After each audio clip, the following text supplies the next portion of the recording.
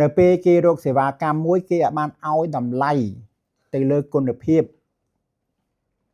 សេវាកម្មសោនឹងទេគេរកតែថោកទេ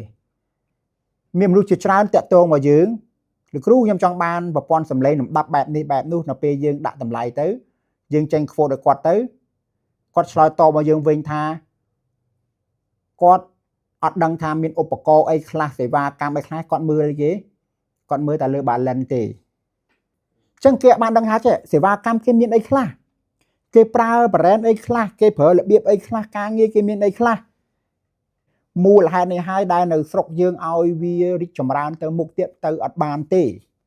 មិនត្រឹមតែអ្នកទទួលយកសេវាកម្មធម្មតាសូម្បីតែ agency ខ្លួនឯងហ្នឹងក៏អត់យល់ថាប្រព័ន្ធសម្លេងសំខាន់ប៉ុណ្ណាដែរ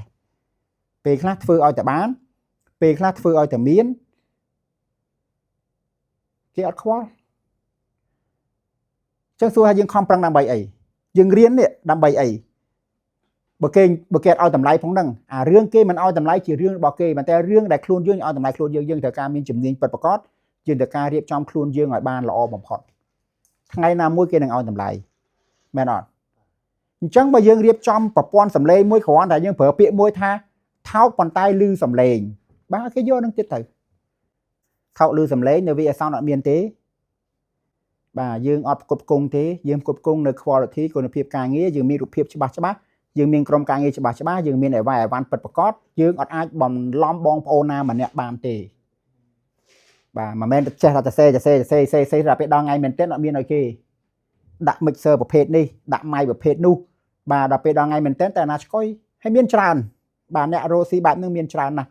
បាទអញ្ចឹងបើយើងចង់បានថោកឮសំឡេងអានឹងរកអ្នកផ្សេងបើវា sound អត់ទទួលទេចឹងមិនបាច់ចាំឆ្ងល់មកសួរសំណួរអីច្រើនពីបញ្ហាទេអញ្ចឹងខ្ញុំបកស្រាយហើយថោកឮសំឡេងវាអសអត់គ្រប់គងទេបាទចង់បានសេវាកម្មដែលថោកចង់បានសេវាកម្មដែលគ្រាន់មើលតែ balance ទេទៅរកអ្នកផ្សេងចោះ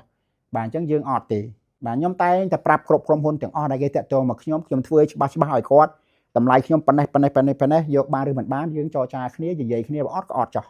បញ្ជាក់ក្នុងវីដេអូនេះខ្ញុំបញ្ជាក់បាទខ្ញុំឆ្លៀតបន្តិចកុំឲ្យបងប្អូននៅតែមានចម្ងល់សួរនាំខ្ញុំច្រើនពេកបាទយើងនៅតែប្រើពាក្យអញ្ចឹងថោកឮសំឡេងថ្ងៃណាស្រុកទេសយើងមានតម្លៃថ្ងៃណាស្រុកទេសយើងរីកចម្រើនដូចគេតោះតែយើងរៀនឲ្យតម្លៃទៅលើសេវាកម្មយើងឲ្យតម្លៃយើងមើលតើក្រុមហ៊ុនហ្នឹងសេវាកម្មល្អអត់ឧបករណ៍ល្អអត់ស្តង់ដារអត់ខុសទេយើងឲ្យតម្លៃទៅតែបើយើងអត់បានមើលអាហ្នឹងផងយើងទៅសេរីរ៉ាប់ម៉ាកាណូនេះខ្ញុំប្រើប្រភេទចេះម៉ាកាណូចង់ក្រុងឡាយសុំទល់លោកគ្រូខ្ញុំមើលតែ balance ទេ balance ណាថោកយកអាហ្នឹងឯង